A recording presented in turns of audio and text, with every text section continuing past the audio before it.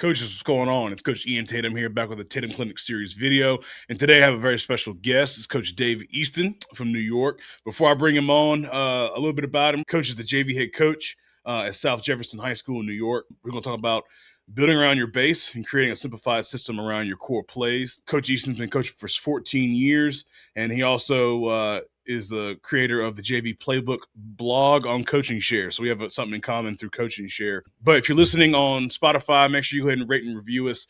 Or if you're on YouTube, like, comment, and subscribe. Those things really do help us out. Just so you know that the Tatum Clinic series is brought to you by Coaching Share. Explore and find coaching resources all in one place with Coaching Share. They help us out so much for sponsoring the channel and allow us to do a lot of really cool things. And then First Down Playbook, all of our online diagrams go through First Down Playbook. So if you're looking for a place to create plays or store them for your kids and share them out, or do your scout cards in all one place, it's really good stuff.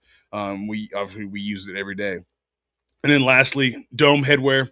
I have Run Power Often just for Coach Easton, but make sure you check them out, man. They're going to be doing a lot of great stuff for us at the O-Line Clinic this weekend, doing some giveaways. So make sure you check out Dome Headwear. But Coach Easton, how you doing, man? Oh, I'm fantastic. How are you, Coach?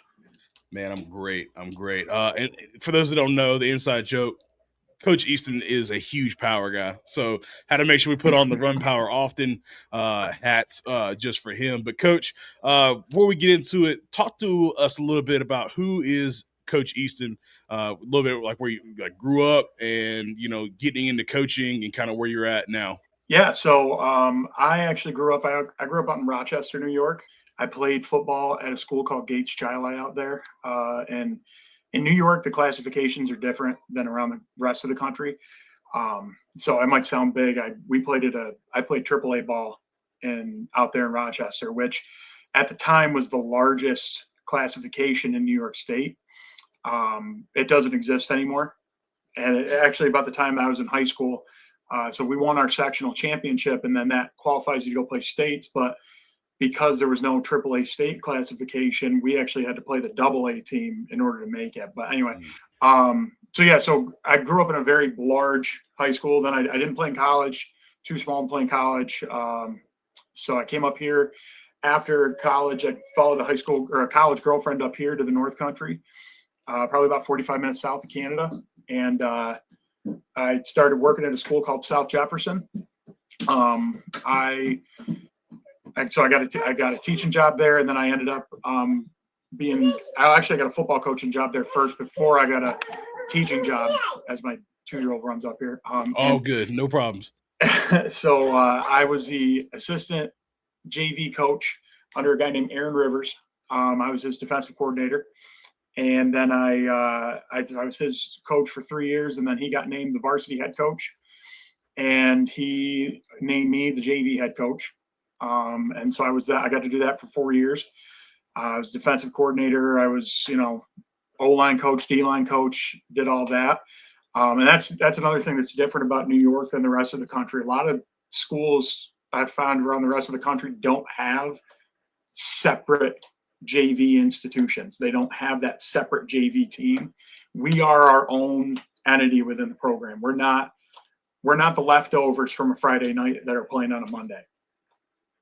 So like I have my own staff. I have my own dedicated group of kids that I'm working with all year long. But we're still working within the program. So then I took a quick jaunt. I was a varsity assistant for a couple of years. I was a defensive coordinator up on varsity, and I got to the point where I decided, I like the JV part of it better, mostly because I know that I'm having a larger part in the grand scheme of things, because I'm developing kids. I'm getting kids ready to play on a Friday night.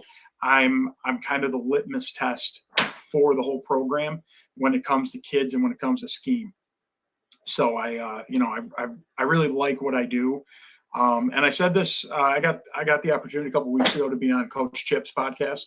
Mm-hmm. And I said this to him, and I really believe it. And I don't know, I don't know if people agree with me or not, but JV football is kind of one of those things where it's like the last pure bastion of football, where you don't have championships. You don't have, we're not getting our names in the papers. We're not doing it for the glory. You're not getting on the 6 o'clock news on the highlights. You're there to play with your friends. You're there to play with your buddies, and you're just there to play football. So I really enjoy being a JV coach because I'm getting these kids at a crucial stage in their lives when they're still deciding, is this for me? Do I want to do this? And I get to play a role in decide or helping them decide, do I want to stick around the game or do I not want to stick around the game? So I mean, not to toot my own horn, but me and my staff, I have my two best friends, Coach Whitmore and Coach Florman. They've been with me now for a couple years since I came back to JV, and they work their butts off for this vision of we're here to get kids better. Do we always have the most successful win-loss records? No, but every year these kids are getting better, and they're going on to be really important pieces of the varsity program. We do that with getting kids quality reps. We do that with getting kids to buy into the culture, buy into the system. And, I have fun with it. So last year, actually, it's funny. It was after watching your coaches and coordinators clinic, that all day clinic where luckily my wife and my kids took a trip somewhere and I was home alone for a day. And I was like, oh, cool. This podcast or this guy's on doing a clinic all day long.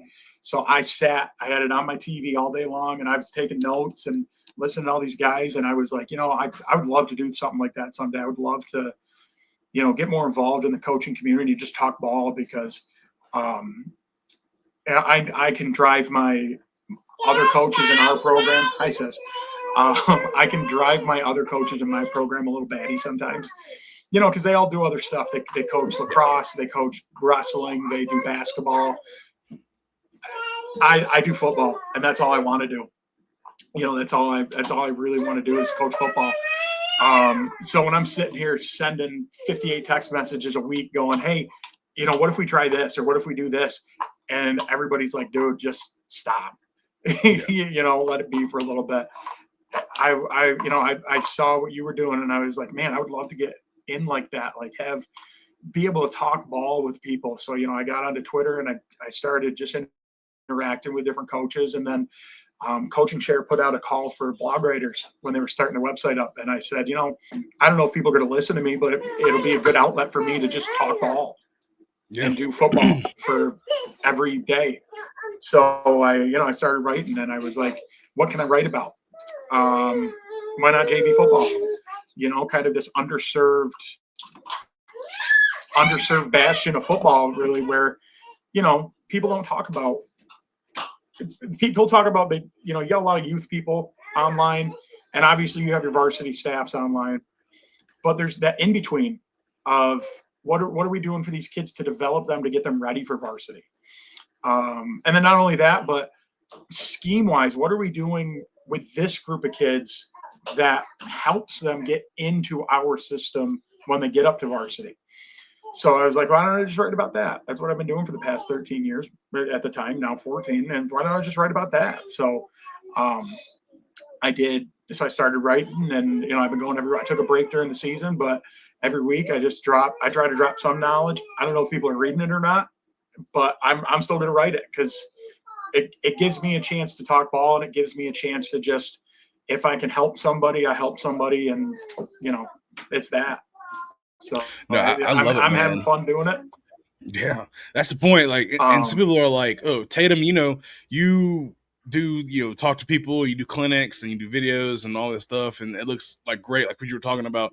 And it is, man. But you have to find love in it, and you're not always gonna reach a bunch of people. You're not always gonna have all these conversations. But if one coach found value, then it was important. And I applaud you for honing in on your niche, right? Like my niche is offensive line and running game. Yours is JV, right? And JV is so important, and it gets overlooked, because it's not the highlight of the week, for most people. Like, but JV is important because it's like you said, it's the developmental. It's getting kids reps. It's getting kids to fall in love with the sport, as you said. Yeah. And it is important. Like if you have a freshman that's a stud, some people are like, oh, he's a varsity kid. Well, the kid just was playing youth ball or middle school ball not even a couple of weeks ago. Like Right. he might not be ready, and then you're Yeah. going to hurt his development, hurt his confidence. Like let him go ball out. We always say, let him ball out on JV. Like, because Yeah. at the end of the day, if he's lighting up Thursdays or Mondays, like it's going to make us better in the long run. And coaches get to, just like the kids do, they get to like, we want to win now. We want to be flashy now. Like, no, in a couple of years when it's his time, he's going to be a dog. Right. Yeah. So let him go and flourish. And I think, putting him up on varsity too early can definitely hinder. Yeah, and I have my head coach again, Coach Rivers, very knowledgeable dude, very smart guy. Taught me a lot about JV football and just football in general. And he and I work very closely on a lot of things. He has this. We kind of have this working agreement. Like, okay, I'm willingly going to give you a kid. Mm. I'm not going to sit here and be like, no, if screw that, I want him. I'm not going to do that. But if there's a kid that say he's taking a look at it and said, what do you think about this kid? I'm going to be honest and say, I don't think he's ready. I think he needs more reps. Maybe like halfway through the season, we can try it. But it was his first year playing, and yeah, he balled out. But is he varsity ready? Mm-hmm. And he takes my word to heart, and he takes it. He takes what I'm saying with. Really takes a good look at it. So, and then when he says to me, he goes, listen, I'm going to pull this kid up. But I promise you, it's not going to be just for 5 reps in a practice squad. Yeah. Like, we're going to use this kid. Yeah. If he's not going to use him, then he sees the value in keeping him down at JV. And I think, again, that's the important piece of why JV football is so important, is, like you said, is getting those kids reps, getting those kids a good experience they can lean on instead of just practicing 5 days a week and sitting for 4 quarters of 8 games a season. Yeah. Like honestly, what a waste of time. Mm-hmm. I could go play soccer and play 5 times a week and just run up and down a field. No, I want these kids to get something out of this. I want them to have good, memorable experiences. And listen, it's high school football still, and it's still going to be exciting. I mean, the most exciting game, and other people might disagree with me. In the 14 years that I've been at South Jeff now, the most exciting game of football we have ever had happened this year at JV football. It was a 32-point comeback against our crosstown rival that at the very end of the game was tied. And I think it might be the first time in high school football history that this has happened. My head coach, Coach Rivers, was running up and down the sideline. This is General Brown South Jeff. We don't tie. We don't tie.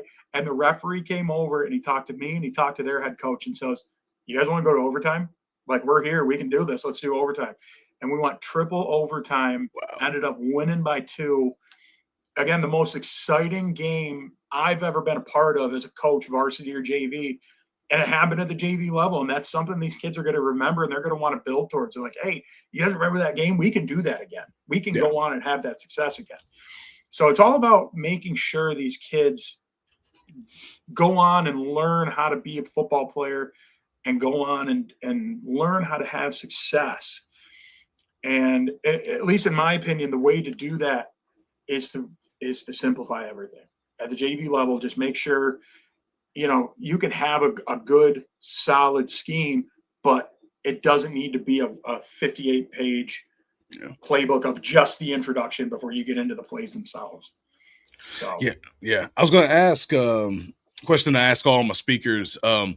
What do you think is an intangible thing that wins ball games? And you kind of just touched on it, being simple, but outside Jimmy's and Joe's, what is something you can't measure that you think that wins ball games? Confidence. It's confidence.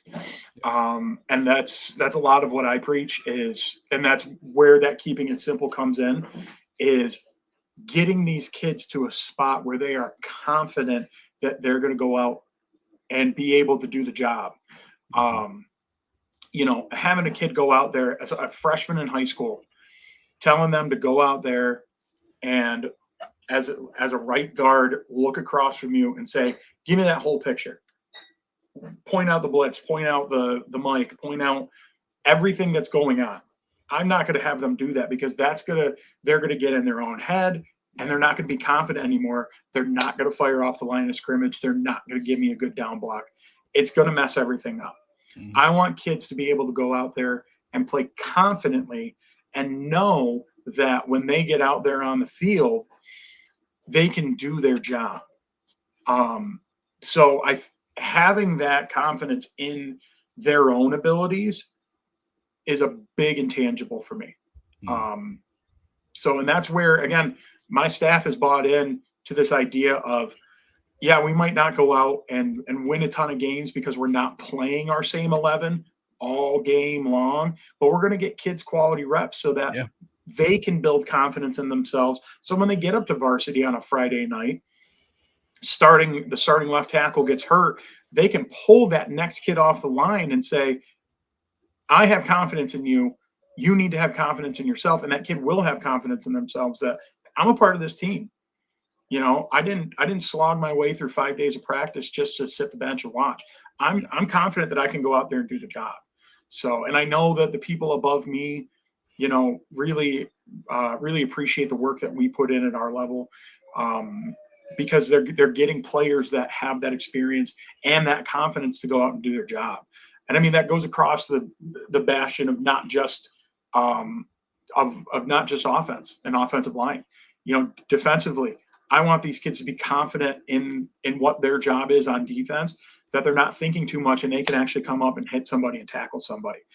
I want my secondary to have confidence in their drops and their coverage to know, okay, I see that I'm reading that tackle, I see him drop, I know my job, I'm going to do it, and they're not Yeah. thinking too much and getting beat, you know, 28 yards behind them because they let some dude slip because they're trying to read the whole picture. So it's being confident in what you're doing adds to so much. Like technique is one thing, strength is another thing, confidence, Yeah. confidence, confidence, confidence. Yeah. We our staff we coach both, so we coach varsity and JV, and so like we'll split practice. We'll start out varsity offense, defenses with JV, and then we'll flip, and I'll get my young guys. I think this year I have a former player that wants to get into coaching, right? So and he played O-line for me, so he's gonna come in, he's gonna help me coach. He's gonna, I'm trying to grow him up through like coaching the JVs. But in my opinion, and obviously I'm sure you agree, like I like to have my hands on those young kids, right? So until I get my young guy that's coaching to where I need him to be as a coach, because I mean he's just starting out, great guy, so he'll be fine. But like I'll send him with the varsity guys, like, hey, these guys are good. Y'all go rep plays. I'm gonna come over here, especially early on in the summer when I have all my kids. Like, hey, you take the older guys, go hit the sled, go work on steps, because you did it as a player. You should know, and they're fine. I'm gonna get in here and we're gonna work on fundamentals. We're gonna work on this stance so it doesn't look like a frog, right? We're gonna build up these freshmen. So yeah, man, I'm invested in JV and I appreciate what you're doing. There's a program here in North Carolina that I don't know if you heard about it, but it made national news and everything like that. But they didn't score a point last year. They were like 0 and 500 and something point differential, and they canned varsity for this year. They only have like 7 juniors or whatever. They have no seniors, like, right. So the people are like, oh, they're not, those seniors aren't gonna have a place to play. Like, no, they have left or not playing. So they only have like a certain amount of juniors, but they're all sophomore and freshmen. So they're only investing in JV football for this next year.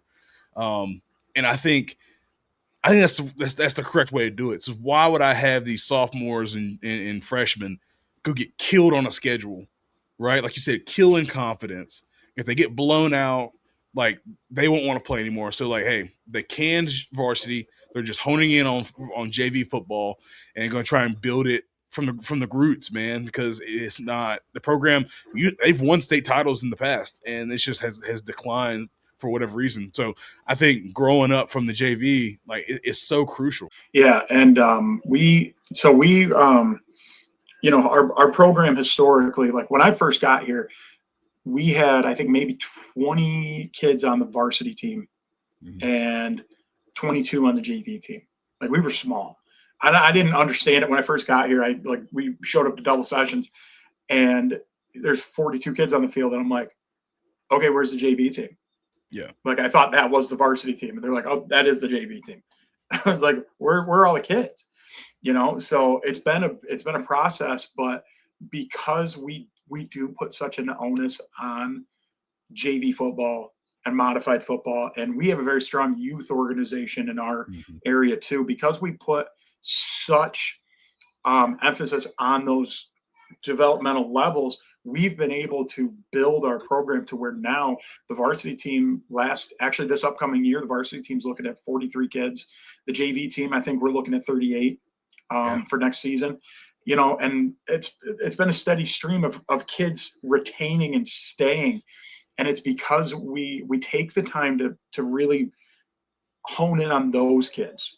Mm-hmm. Like, yeah, we love the varsity kids. Don't get me wrong. Yeah. I take immense pride and pleasure in going to a varsity game and watching those kids succeed. The one of the greatest accomplishments of my life, honestly, is watching a kid who came to me as a freshman, hadn't played football in years, but came back to the sport because he was like, I just want to try it. And he was this short little, and I'm going to pick on him. I mean, he knows I love him more than anything. But he's this short little pudgy kid, and he didn't look like anything. Yeah. But in 2 years of JV, the confidence in this kid and the techniques and the fundamentals of this kid turned him into a monster defensive end. Yeah. To where when he got to varsity as a junior, again, still not super big, but the varsity coaches threw him in, and he was making tackles for losses and sacks, and he was a monster. And senior year, he was the captain. He was, starting defensive end. They threw him in so many situations. I texted him after his final game, and I go, dude, I am so proud of you. I'm so proud of the growth you made. And he goes, Coach, being with you at the JV level and those years with us and our team at JV helped so much, and it made us all buy into everything we were doing. And that's the kind of stuff that I look for, and that's the kind of stuff that I really like to see. Is I could care less if one of my kids goes on and becomes the all-time leading rusher in New York State, whatever. I want those kids to have a fun, genuine experience in their high school years. Yeah. So as long as that's happening, as long as they're doing that, I find success in that, and I find happiness in that. As I be a bad dad and give my daughter my phone so that she stops crying behind me. No problem, man. But like you said, like taking the time to work those fundamentals with those kids is, during the summertime when we practice as a program together during those summer months, those weekly practices, I'm finding time. Yeah, we might be working, like the whole offensive line might be getting together and going to work. I make sure I grab those JV kids and I pull them off to the side, and those modified kids, and I pull them off to the side from the varsity kids. And I say, we are going to rep so many fundamental basics here. Let them go do whatever they need to do. They know the basics. They know what they're doing. I need you guys to hone in on what you're doing here in your fundamentals. For sure. Well, Coach, let's go ahead and hop into the clinic side. If you want to go ahead and share your screen like we were doing earlier, I'm going to kind of do some commercial stuff. Guys, make sure if you're on Spotify, go ahead and rate and review us and share us out, man. And if you're on YouTube, like, comment, and subscribe. We are on the road to 4,000 subscribers. That would be absolutely awesome if we could hit that this week and through the clinic on Saturday. So, Coach, I have your presentation. Let's see. But yeah, if y'all like the conversation with Coach Easton, man, if you jump into JV with all your heart, even if you're a varsity guy, make sure you hit a thumbs up. Like, man, he's doing some great stuff. And Coach, plug your blog throughout your presentation because I definitely want people to check that out as well. But I'm going to back out, and you got it. All right, it sounds good. All right, so I was like, honestly, our program was in the middle of revamping our playbook. So I said, you know what? I'm going to talk about when you're building those systems, creating a system around your core plays. Because if anybody knows me, like Coach Tatum said, my favorite play in the world is power. I don't think there's any better play in football than just watching a kick out, a wrap, and running the rump line up and scoring a touchdown. It was a huge play for us this year. So I was like, why don't I talk about that? So I'm gonna go through and talk about creating a simplified system based around your core play. If anybody reads the blog on Coaching Shared, I actually wrote a blog about this. I think about a week ago. So you can go back and check that out. I think it was 2.11 was the article, so you can go back through and check it out. But anyway, just a little bit about me. Like I said in the beginning of the thing, I'm originally from Rochester. I'm a husband. I'm a dad of 3 girls, as I'm sure you've seen them running around in the background. I'm a special ed teacher. So that kind of goes a lot with my philosophy on keeping things simple. I work in a self-contained classroom. I have 6 students all day, and I'm constantly working on trying to make life easier for these kids. So I apply a lot what I do in the classroom to football. I live up in northern New York. Like I said, I'm about 45 minutes from the Canadian border right now. I'm looking out my window. There's about 5 feet of snow in my yard. I'm on snow day number 4 in the past week or so it's great. This is going into year 14 of coaching with me, and I started writing the JV playbook back in March 2025. Like I said, go on coachandshare.com, go to the blog section. It is starting to grow now. For a long time, I was kind of the lone soldier, but Run the Damn Ball just started one, which is awesome. Somebody else started one too. I think it might have been, was it Last of the Fullbacks? No, somebody else did. But either way, there are other people on that blog section for you to go check out. So go check them out sometime. And check out Coach and Share. It's a great website. Coach Tatum has a store on it, full of great stuff. So anyway, creating a simplified system, it doesn't have to be complicated. You don't need a giant comprehensive playbook in high school, even at the varsity level. Now, I know what you're all thinking. Coach, you coach JV, whatever. Listen, I've been around the game for 14 years, watching teams play. The most successful teams don't run a lot of stuff. They might run a lot of looks and a lot of formations. They're not running a ton of concepts. You can be successful with a limited number of plays and concepts as long as you take the time to teach what you're running, rep it out, and then build on it. Okay, that's my motto: teach it, rep it, build it. As you can kind of see from the image here, this was my play sheet. This was my play sheet this past season. I had 5 concepts, really. 2 of them are the same thing. Okay. Patriot is power. Cowboy is GH counter. Ozzy is outside zone. Pontiac is GT counter. And then I had check ISO, and train was what we called our fullback dive. That's it. Those are my run plays. And then I had my passes, but they were all out of one type of pass blocking, same kind of reads. Okay. We keep it very simple, but we are successful with it. And it is possible to be successful with it. Now, how do you start with that? How do you figure that out? Well, you identify what your base play is. And what that means is you have to go back into your season from last year. And you take a look at not only the plays that you ran, but also the players that were running it. Okay. When I mean building around your base, I don't just mean the play. I mean the kids. I mean, again, I'm a JV coach. I'm constantly looking at what's the future. Who's the future of this program? Okay. So right here, this image is a screenshot of the breakdown I did for our season. This is just JV. I did a whole one for the program as we were doing our rebuild. But if you can kind of look, these are all the run concepts that we as a program have. It might look like a lot of them, but if you're really looking, like I have cowboy, QB cowboy, super cowboy, that's all the same thing. It's just different people running it. QB patriot, patriot, super patriot, again, H patriot. I have 4 concepts, but if you pay attention, patriot power was not only our most run concept, but it was our most successful concept. We were averaging 9.8 yards a carry off of that play. That's with the explosives. But even if you take the explosives out of it, I'm averaging 4.2 yards a carry on it.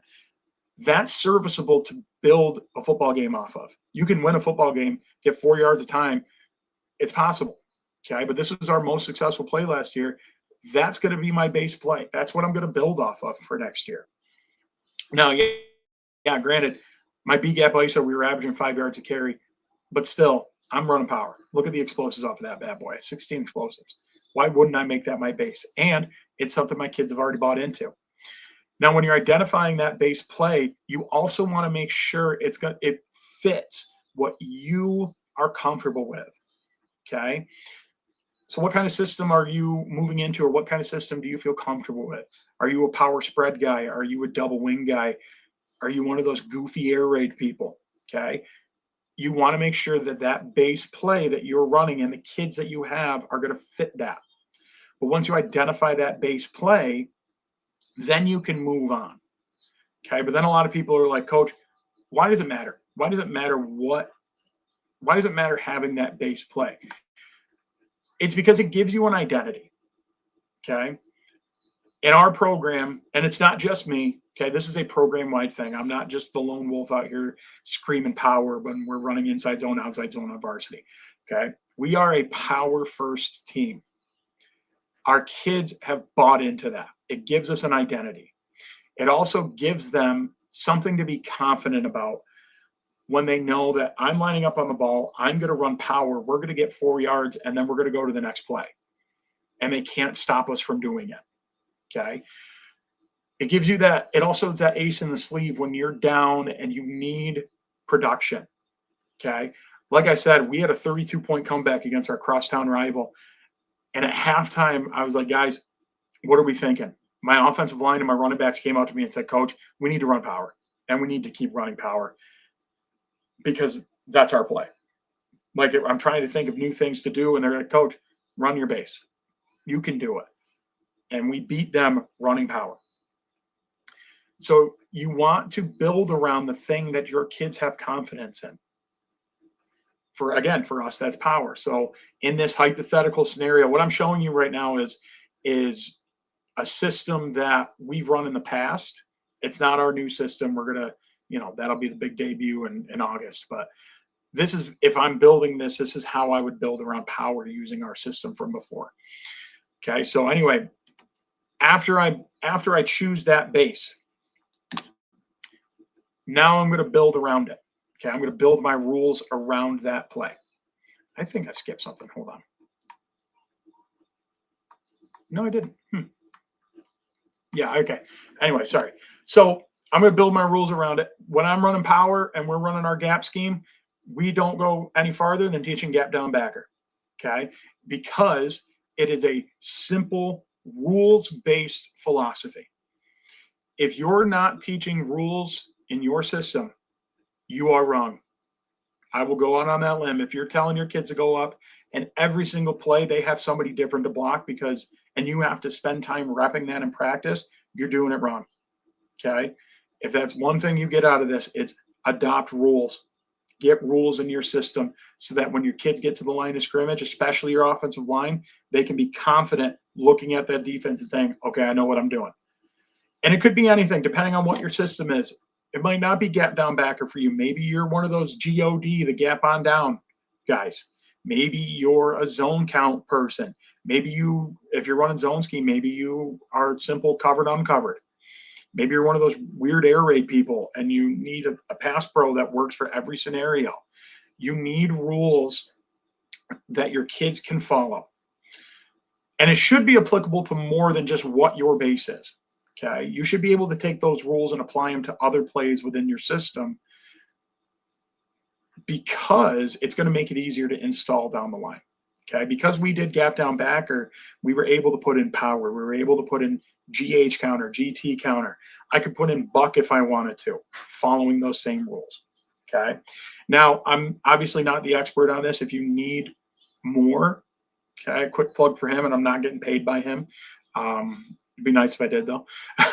If you need more about gap down backer, go follow Coach Chip on YouTube, on Twitter, Facebook. Go find Coach Chip Siegel. He is the king of gap down backer, and he'll tell you everything you need to know.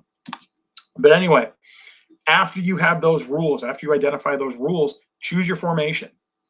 Okay. Choose those 3 to 4 formations that you can successfully run your base play out of. Things that give you the best angle, the best lineups, the best matchups against whatever defenses you face on a constant basis. I know up where we live, we face a lot of 4-3 and we face a lot of 3-5. So I want a system that I know, or formations that I know are going to be conflicting to those defenses. To me, that's a lot of 20 personnel. I love 20 personnel. I think it's so adaptable to what we do as a system. And I think there's a lot of different alignments that you can run against certain different defenses that don't hurt the play. Now I like to go 2x2 spread. And this is the system I grew up in. I was a big I formation guy in high school. So I always like to have some I formation in there just to tweak things. You notice I don't have a tight end in it though. I will run with a tight end. It's just depending on the year if we have a kid that can really play tight end or not. I'm not somebody who likes to just take a guard and line him up at tight end because I don't like crushing kids' hopes like that. Like, hey, you're gonna play tight end. I'm never gonna throw you the ball. If I'm gonna play you at tight end, you're gonna do something with it. So, but choose those formations you can be successful out of. So for me, that's what we call our stack formation with our offset running back, our twins, and then our sniffer, our H back. Then we also back to the opposite side. Again, 2x2 spread where I split that sniffer back out and then I formation. Okay. But I know that I can run power out of all those. I know that I will be successful running power out of all those. Okay. Now, after that, I have my rules. I have my formations. What's next? Well, believe it or not, a general rule of thumb for me, a functional high school offense can be built around 4 plays. Okay. Don't shoot the messenger. From my experience and from what I have seen, it's possible. Okay. So to me, a functional high school offense can be built around 4 plays: your base run, a counter to that run, an outside run, or if you're like a stretch person and your base play is an outside run, then throw an outside run, throw an inside run in there, and then a play action pass. You can build a successful system off of those 4 plays. If you do not believe me, go find your nearest double wing buddy. Go find your nearest double wing coach and ask them, Coach, how many plays do you run? How many concepts do you run on a Friday night? And they will tell you probably 3 to 4. Okay. And anybody in the world will tell you, me and the double wing have never had a great history. I'm learning to love it though. We've never had a great history because twice a year I play double wing teams up here, and they both just happen to be crosstown rivals. So it's kind of one of those things where I like to throw the Anchorman gif in there where Rex Mantooth is holding Ron Burgundy on the ladder. So, and deep down in my soul, I hate you, but God damn it, do I respect you. It's one of those things. But when we play those teams, they're running 4 plays at us. Okay, one of them is running power, counter, trap, play action waggle. The other one runs rocket sweep, trap, midline, or rocket sweep, counter, midline, waggle. That's it. And their varsity teams do it too. So it's not like I'm just sitting here going, yeah, you got to play simple and have 4 plays. No. You can. It's possible. So for us, that's run power often, but we'll run other plays when we need to. Okay. So adding in plays off of your base is very simple. So first, we'll start with the counter. Now, I'm not saying just the play counter. Okay. Counter is a great play. And I'm not saying that just because I'm on Coach Tatum's podcast. Counter is a fantastic play. But counter isn't always going to be the counter to your run play, to your base play. Now, for me, for power, that is counter. Okay, that is a good counter for power. Whether it's GT or GH, it's going to be a good counter to it. But let's say you are a double wing team and you're running rocket trap or rocket toss. A good counter off a rocket toss is trap. Your fullback's going the backside, and as your quarterback reverse pivots, I'm hitting that backside now. I'm making it look the same. Zone read, if that's your base play, you have a built-in counter right there with your quarterback reading the backside end and pulling it and running it. Okay, stretch play, it's a reverse. Let's say you're a pass-first team and quick slants is your base pass play. Well, turn it into a whip route. Okay, have them start like they're running their slant and then whip out. The idea of a good counter, again, double wing mentality here, is following a very series-based approach. What I mean by that is the setup for that counter should look exactly the same as your base play. Okay, that way, again, if I'm running power, my running back should be following a track like he's going to run on power, then taking the ball and going to the left. Okay. Now, we used to be a very big GH counter team. And don't get me wrong, I still love GH counter. But I started at the end of the season finding more success running GT counter because teams are keying in on my H-back. Wherever my H-back was going, that's where their linebackers were going. Okay. JV football, no matter how many times you tell the linebackers to key on the guards, they're not going to. Kids are dumb sometimes. So take advantage of that. My H-back is going to go kick out the end. Now I'm going to run GT counter, though. And hopefully, by get linebacker flow coming to where my H-back is going, and I can run the backside of it. And we had a lot of success running GT counter. Okay. It's going to catch the defense even more off guard when you run it. And another sign of a good counter is you're being able to use those same as concepts. Okay. Again, I'm on Coach Tatum's podcast. I can't get away without saying same as. Okay. With GT, with GH, when you're running counter, you get to still use the same as blocking rules as power. Okay. You're still running gap down backer. Now you're just pulling a couple different people. Okay. So running a good counter off of your base play can be very helpful when you're building this, but it's finding the right counter to it. You hear a lot of coaches just say, well, you want to have a base play and then you want to have counter. Well, then coaches go and find GH or GT and they're like, okay, there's my counter play. That's not always going to work. Okay. If I'm an outside zone, or if I'm a stretch team and I'm running stretch and I'm running stretch and I'm running stretch, and then all of a sudden I run GT counter, it's not always going to be the best because it's not looking exactly like my normal play. Okay. So that's just, in my opinion, making a good counter is as simple as taking your base play and figuring out what the best counter is off of it. Okay. So now we have our counter. Now we go, for us, it's an outside run. I'm going to find a way to run the ball outside, because if I'm pounding off tackle, pounding the B gap so much, these linebackers are going to see me.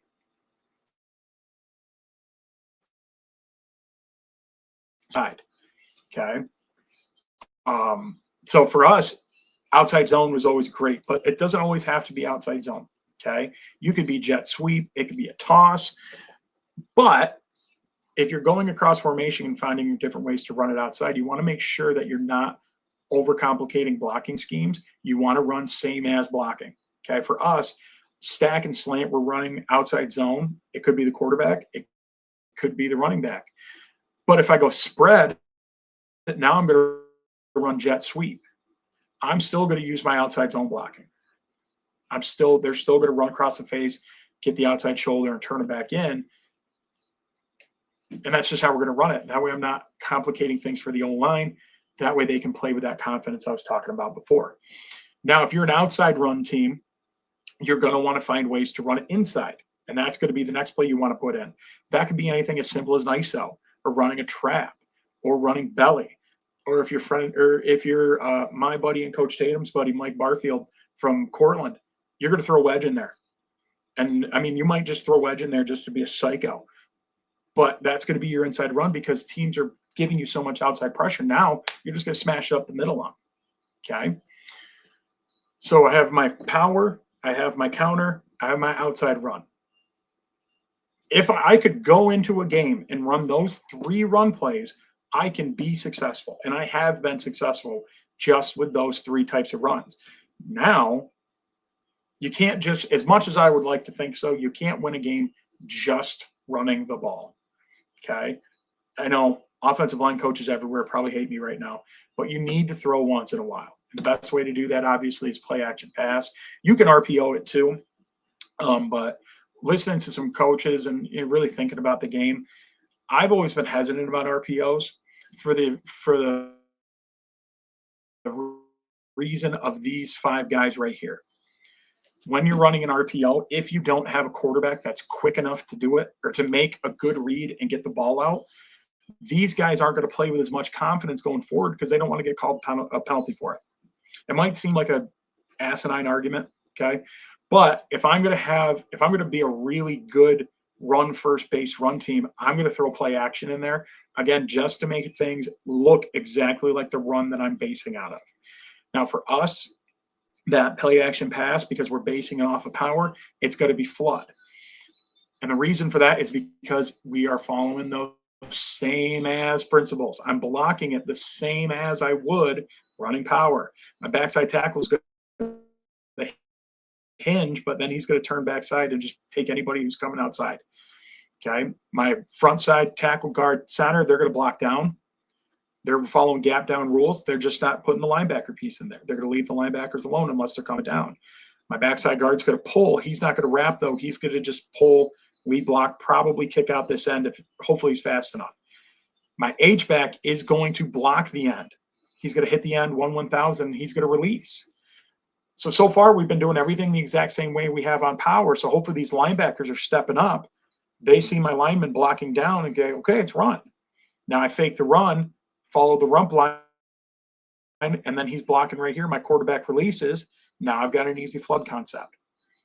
Hopefully this kid's open. We can just dump it to him quick because the cornerback is hopefully reading this tackle. But if not, then I have my sail route here and I have my H route. Okay, it's simple as that. It's simple as that. So when you're installing a system based on your base run, that's how you want to do it. You just want to get that simple approach in there. Now, a lot of you are sitting there asking, okay, is that it? Is that all we need to do? No, that's not all we need to do. Okay. Now, once you have that base system in, you have to find ways to protect your base play. How do you do that? Well, you can do it a few different ways. You can throw different formations in at them. Like right here, this is our stack flip formation. Very simple. We'll just flip the slot receiver over to the other side. Seems like a simple adjustment, as my 6-year-old is leaning over my shoulder trying to learn some football right now. It seems like a simple adjustment, but I tell you what, when we played that 30-some-odd point comeback game, this was the adjustment that won the game for us, was just flipping that slot, because their stud Sam linebacker was told wherever the slot is, that's where the strength call is. Well, now this Sam is flipped to the other side. Now we're running power underneath to a linebacker who's not as good. Simple as that. Finding ways to motion. We would run jet motion. My favorite way to actually run power by the end of the season, I tweeted about this the other day, but by the end of the season, my favorite way to run this was to actually jet motion this kid under, like we were running jet sweep.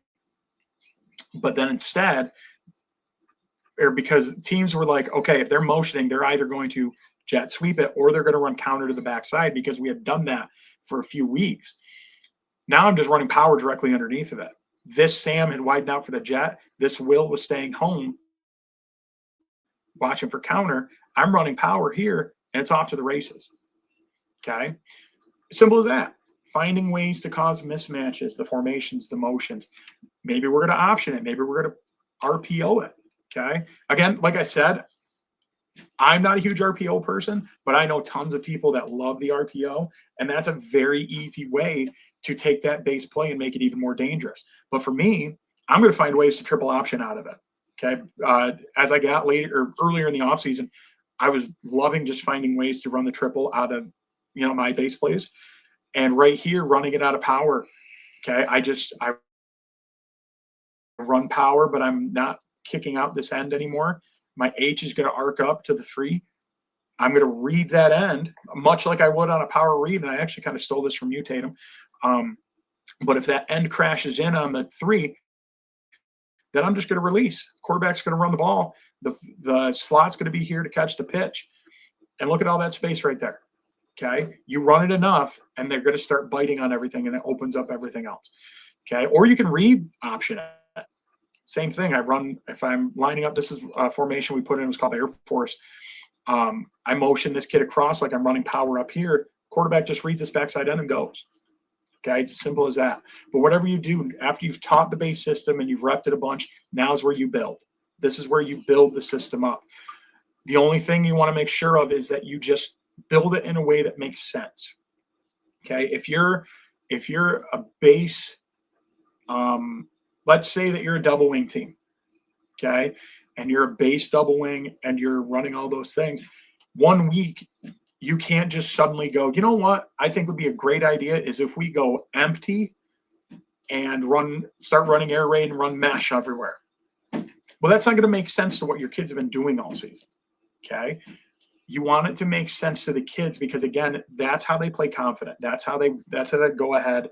That's how they work towards being better in that system. Okay. I know a lot of you are probably watching this. If you're still watching, which I appreciate it. A lot of you watching going, yeah, but that's JV football. That probably won't work at varsity. First of all, that hurts. Why would you hurt me like that? But second of all, it's your base play. Think about how many games you watch during the season, or think about your own base plays. How many times during a season do you go beyond 4 or 5 base plays? You're in the middle of a game, things aren't working, and you just sit around that base. Well, why not just build the system off of those bases? Build from the ground up, build from what your kids know, and you'll be even better. And when I'm talking base, also build around, use this system and use this mentality to build your lower levels. Go to your Pop Warner coaches and say, this is our base play. This is what you need to run. And then as the years progress, they add more and they add more, but they still focus around that base play. The most successful high school teams, at least from my experience, the most successful high school teams have youth teams that are running their base plays. Okay. So get your youth coaches to do this and to buy into this mentality. And that base will lead itself more than just to system. It'll lead to success down the line throughout the years. Okay. You can have a very expansive offense, but it's not going to be successful if your kids can't run the base. Okay. It's simple as that. So that's just my spiel about building a base offense or building an offense around your base. Again, it seems very simplified, but talk to a lot of coaches and they will tell you the same thing. We don't run more than 3 run concepts. We just run it 82 different ways. Okay. And that's how you be successful. Okay. But anyway, that's it for me and my spiel. Again, just to plug the blog, if you go to coachingshare.com, go to the blog section and read the JV playbook. I post about it when I post it every week on Sunday if I can. And then I will, I'll post it on Twitter, on Facebook, Instagram. I'll post it all those places and I always have the link. Go ahead and read it. If you're looking for ways to not only build your JV program, but to also build as a developmental coach. Like Coach Tatum said, yeah, when your kids get up to varsity, they should know how to do all this stuff. But if you're not still focusing on the fundamentals, you're doing your kids a disservice. So hopefully I provide a lot of information on the blog about that. You can follow me on X at Coach Easton 268. You can usually find me trolling other people's plays and videos about why can't we make that more powerful. On Facebook and Instagram, you can find me at the JV Playbook. There is a Facebook group called the JV Community. Go ahead and join. I tried to create something where JV coaches could come in or really sub-varsity coaches, any coach could come in and talk about development and talk about JV football. So yeah, you can find me on all these places. But yeah, that's it for me. Yeah, I'm gonna go ahead and put this up right here. I don't know if you can see that or not, but I have your blog up on Coach and Share for Yeah. everybody to look at. Yeah, just go to Coach and Share. Literally, just click on blog right here, this top section, and then there's Coaches 2.12 navigating the clinic season the JV way. Make sure you check that out. And then the other person that has been doing blogs, Coach, is Touchdown X's and O's. He's a great guy. All right. Yeah. Yeah. But yeah, there's run the damn ball and all of Coach's stuff. So he's got a ton, guys, and there's more pages to it. But make sure you hit up Coach, man. Coach, I appreciate you coming on and talking. It's good to meet you face to face for the first time. That's why I love the podcast. Like I love to get guys on and get to know who they are and let them speak a little bit. And obviously, Coach is passionate about JV, but it's just football. It's football in general, right? And if you're a varsity guy, there's a lot of value you could take from that because you can never be too simple. Too many times coaches try to flex what they know, and it's not about what you know, man. It's about what your kids can do. And if you need to take a step back because what you're doing is maybe not working or it's not executing to your level you need to, all right, start with the base. Go back to the fundamentals. Go back to the base, and then build from there. And as your kids get older, then you'll start to find that success from getting a little more elaborate. But yeah, be simple. It's not a bad thing. No, no, it's not at all. And I want to take a second to thank you for again. It's so great to actually finally meet you in face Yeah. to face. I like I said last March when you had that coaching coordinator podcast, and I don't know if you remember this or not. You actually about halfway through the day, you gave a shout out. You're like, I don't know who this Dave Easton guy is, but he's literally been riding with us all day long. Love it. And I was like, this is awesome. I love this, and this is so Yeah. cool. And you have been so helpful, and guys like Mitch Johnson Oh and yeah. Chip Siegel and um, just so many guys I've been able to meet and connect with on X and all these other social media. I think you're doing his video series, AJ Age Co or Canute's in there. Yeah. AJ, Yeah. yeah, connecting with him too, and it's been so cool to find like-minded guys out there in the world that, this is what we love. We love talking about ball. We love talking with other coaches and ragging on each other. And I tell you, one of the coolest days I've had lately is, again, you sit and you wonder, how many people are you connecting with? How many people are you actually reaching? And I think it might have been Run the Damn Ball, posted a video about something or like a run play or something, and he tagged me in it with all these guys that I've been following. I was like, oh man, this is cool. Like the connections we're making with each other, like that he saw something and thought of me. I was like, holy hell, that's awesome. Yeah. So again, and I want to thank you for all the help that you've given me, since last year. Anytime I message you and reach out, you're right there with anything I need. It's awesome. I love the stuff you're doing. Every time you post a video, I pop right on. I stop what I'm doing. I'm watching it.